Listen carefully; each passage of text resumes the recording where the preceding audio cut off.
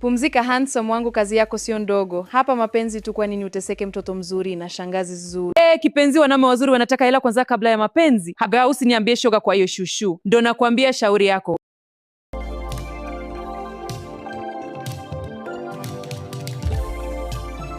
Leo nipate toto moja zuri nilifungie weekend ili nipe raha. Pesa nazo sio shida zangu. Hey y'all, slaying this drive, vibe with me? Woo, this music is everything I'm living. Yeah, so good!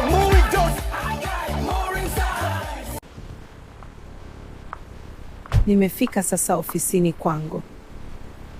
Habari zenu vipenzi vyangu, biashara inaendaje? Madam Zu, karibu, biashara nzuri tu.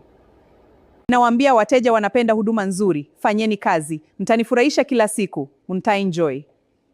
Tap the screen vipenzi. Karibuni, ukipenda kitu unasema delivery ipo na dukani Sinza Mori. Karibu sana mankaka mzuri, karibu Zuyu Cosmetics. Asante sana madam. Karibu tena, angalia bidhaa zetu nzuri hapa. Ndio, asante. Wewe sura yako imebarikiwa sana jamani. Wewe sio mzaha. Unaitwa nani kipenzi? Naita Bray madam. Nimekupenda sana, naomba tuende kwangu tukazunguka. Karibu sana nyumbani kwa Nzu. Asante mpenzi. Karibu sana nyumbani kwa Nzu. This is beautiful. Maisha hayahitaji haraka na shanga, vijana wanakurupukia maisha. Acha waipate pate. Zuzu, nimefika wawakia ndayari kae tayari.